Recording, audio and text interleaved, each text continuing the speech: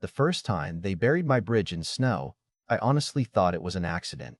The second time, I realized somebody up at that resort either didn't care whether I could get home, or they genuinely believed I was too isolated to do anything about it. What they didn't realize was I'd spent almost 15 years learning exactly how people behave when they think money protects them from consequences.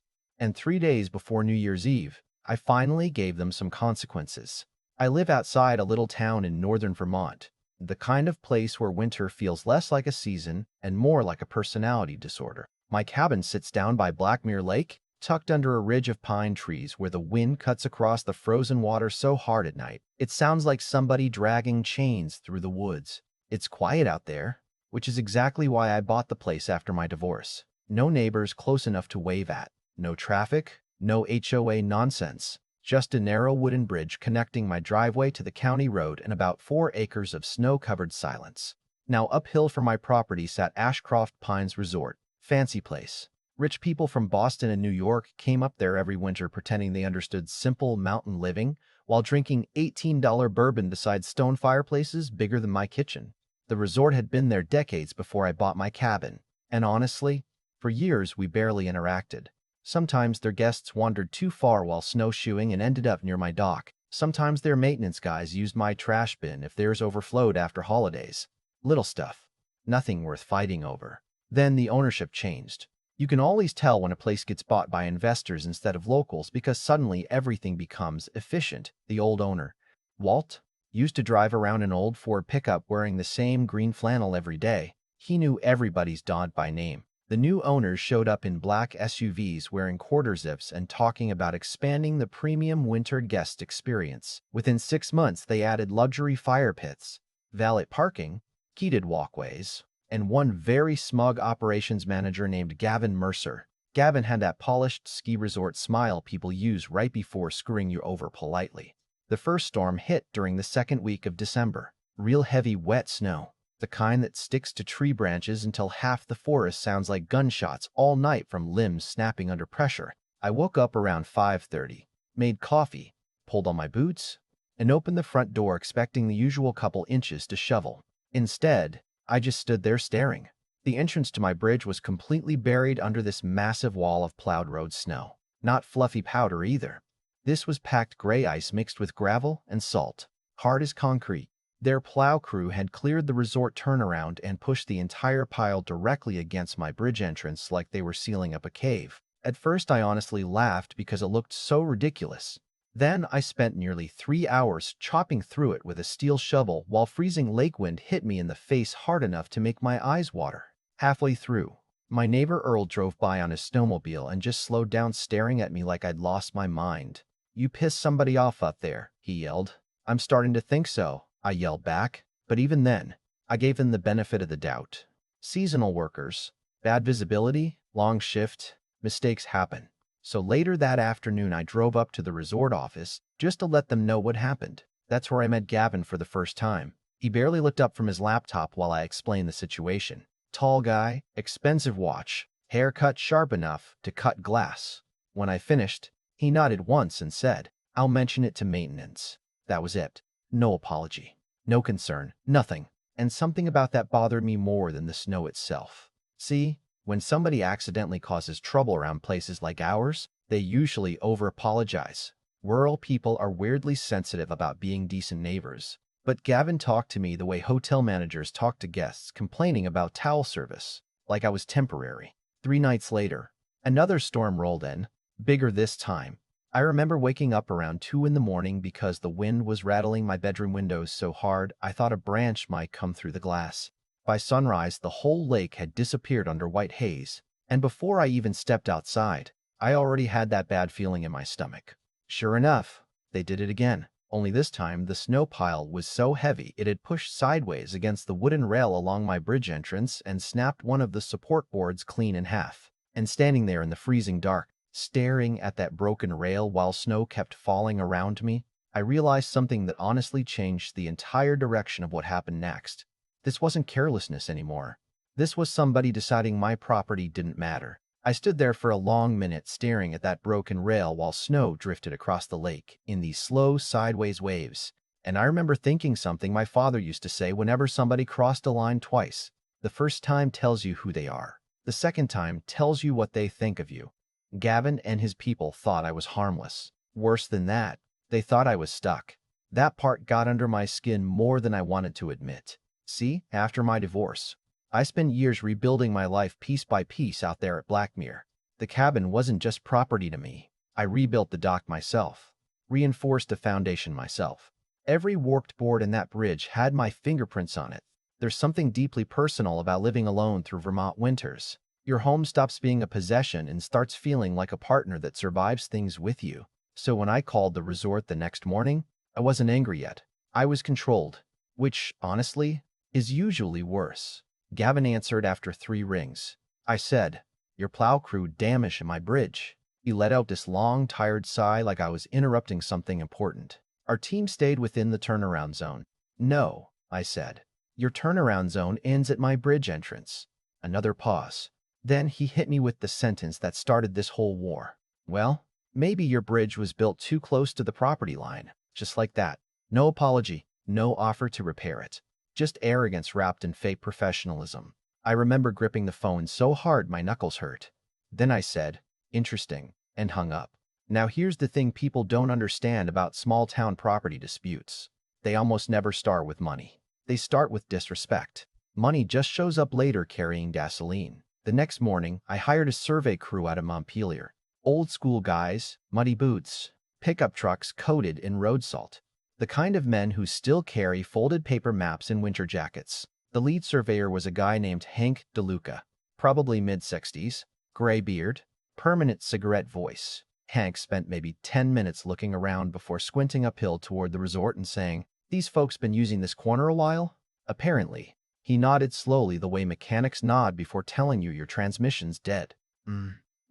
That mem ended up costing the resort over $100,000. 2 days later, the survey markers went into the ground. Bright orange stakes all along the edge near my bridge entrance. And that's when the real problem revealed itself. The resort's emergency winter access lane, the one maintenance trucks used behind the lakeside cabins, crossed directly over a narrow 5-foot strip of my land before reconnecting to their service road. Not by a little either. Their entire snow season logistics route depended on that section. Fuel trucks, maintenance vehicles, emergency fire access, everything. I actually laughed when I saw it because suddenly Gavin's behavior made perfect sense. They weren't just dumping snow near my bridge because it was convenient. They'd slowly started treating that strip of my property like it already belonged to them. That afternoon, I pulled out every document I had from the cabin purchase. Old permits, septic diagrams, faded inspection notes, and buried inside one cracked manila folder was a single-page agreement signed by the previous owner almost 10 years earlier. Temporary winter access authorization. 1 season only. That was the important part. Back then, a mudslide had wiped out the resort's upper maintenance road during spring runoff, so the previous owner had allowed emergency crossing access for 1 winter while repairs were completed. But the agreement had an expiration date, a very clear one. I remember sitting at my kitchen table reading that paper 3 times while snow fell outside the windows, and, for the first time since this started, I realized something. I wasn't trapped. They were. I sent copies of the survey and agreement to the resort ownership group that same evening, along with a short letter from my attorney demanding 3 things immediately. Stop all crossing access through my property, cease dumping snow near the bridge entrance, and repair the structural damage to my rail. 3 days later, their lawyer responded. And buddy, he came in hot. Long email full of legal language trying to argue implied easement through uninterrupted historical use. Basically claiming that because they'd been using the access lane for years, they'd earned permanent rights to continue using it. For about 6 hours. I'll admit, that scared me. I barely slept that night. Sat in my living room listening to the wood stove crack while imagining some giant corporate legal machine slowly grinding over me. That's the problem with fighting wealthy people. Even when you're right, they make you feel temporary. The next morning, I drove into Burlington to meet my attorney, Diane Mercer. No relation to Gavin. Thank God. Diane was one of those terrifyingly calm people who could probably dismantle your entire life while sounding like she was ordering lunch. She read their lawyer's letter once, took off her glasses, and literally laughed. Not a polite chuckle either. Full laugh. Then she slid the temporary access agreement back across the desk toward me. Ryan, she said, a written seasonal permission with an end date destroys almost every implied easement argument they could possibly make. So they know they're bluffing? Oh, absolutely. What happens now? She smiled. Now they find out whether you're bluffing. That sentence stayed with me all week, because honestly, I wasn't sure. I'm not some rich guy. I'm a former contractor living alone in a lake cabin with more tools than savings. Ashcroft Pines brought in millions every winter. Fighting them felt like standing in front of a train holding a shovel. But every time I considered backing down, I'd look at that broken bridge rail, and I'd hear Gavin saying maybe your bridge was built too close. That smug little sentence just kept replaying in my head. So Diane sent another letter. Short this time. Any future use of the property beyond the documented temporary agreement would be considered deliberate trespass. Continued encroachment would result in immediate physical restriction of access. 2 hours later, Gavin called me personally. His whole tone had changed. Suddenly, he wanted to clear up misunderstandings. He blamed former management, claimed nobody realized the old access agreement had expired years ago, said the snow damage was unfortunate but accidental. I let him talk. Then I said, "You told me my bridge was too close." Silence. Finally he goes, "Look, we're trying to find practical solutions here." And there it was. Not apology, practical solutions. Translation: solutions that still benefit them. I looked out my kitchen window at the resort lights glowing through the trees above the lake and realized something else in that moment. People like Gavin only respect inconvenience when it becomes expensive. And right then, for the first time, I started wondering exactly how expensive I could make this. About 4 days later, the biggest snowstorm of the season rolled through Blackmere. Perfect timing. The kind of storm local weather guys get weirdly excited about. Standing in front of maps using phrases like historic accumulation event, while everybody else rushes to grocery stores buying enough bread and beer to survive a zombie apocalypse. By sunrise, nearly 2 feet had fallen across the county, and up at Ashcroft Pines the resort was already preparing for New Year's week arrivals, their busiest stretch of the entire year. Luxury bookings, corporate rentals, VIP guests flying in from New York and Connecticut pretending snow is magical because they only experience it 5 days a year. Meanwhile, I was outside with Hank DeLuca and a marine construction crew from Burlington. 6 steel mooring posts, concrete-filled, waist-high, absolute overkill, which was exactly the point. We installed them directly along the surveyed property line beside my bridge entrance, where the resort's emergency access lane crossed my land. Took nearly 7 hours in freezing wind, while snowmobiles buzzed around the lake and resort staff watched us from uphill, like nervous deer. At one point, Gavin himself came marching down through the snow wearing this expensive black winter coat that probably cost more than my truck payment. "What the hell is this?" he yelled. Hank didn't even look up from the auger machine. "Property markers," he grunted. Gavin looked at me. "You can't block emergency access." I shrugged. "You told me my bridge was too close." That one landed. You could actually see the moment he realized I'd been waiting to say it back to him. He stepped closer, lowering his voice like suddenly we were businessmen negotiating something civilized. "Ryan, come on. Let's not make this personal." And I remember laughing because that was the funniest part of the entire situation. People always say that right after making things personal, by sunset, the steel barriers were finished. And just like that, Ashcroft Pines had a very expensive problem. Their fuel trucks couldn't easily reach the boiler tanks servicing the lakeside cabins anymore. Maintenance crews had to reroute almost 2 miles through an old forest road barely wide enough for winter equipment. Delivery vans got delayed. Snow removal backed up.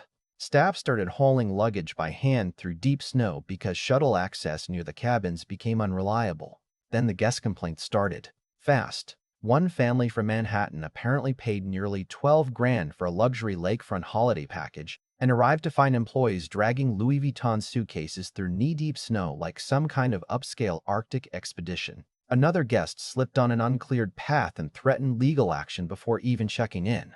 And the beautiful part? This all happened 3 days before New Year's Eve. I'd love to tell you I felt guilty watching it unfold, but honestly, after weeks of being treated like I was invisible, there was something deeply satisfying about finally watching inconvenience travel uphill for once. That first night, Gavin called me 6 times. I ignored everyone. The resort owner called the next morning. Not Gavin anymore, the actual owner. His name was Leonard Whitmore, one of those calm old money guys who sounded polite even when furious. He invited me up to the resort restaurant to discuss a reasonable path forward. I almost said no.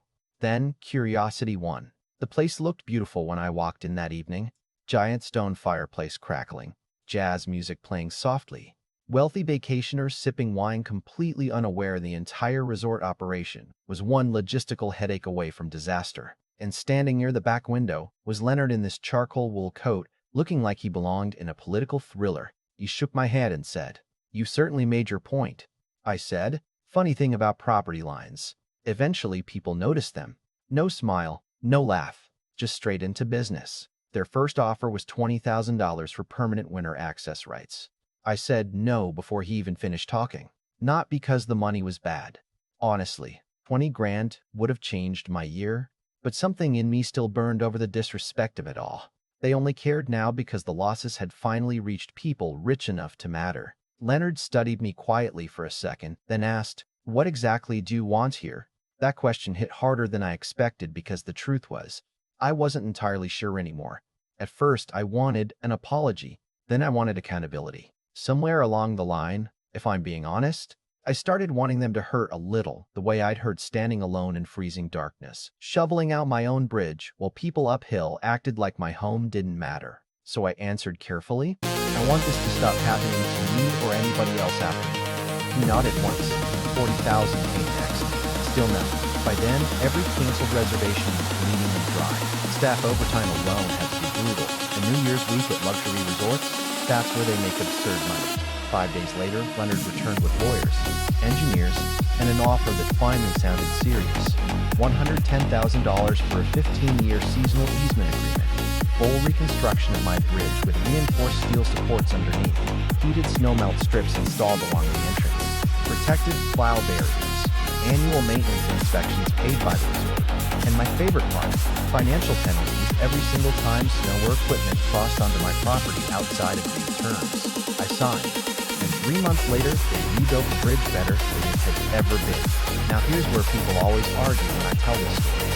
Some think I went too far.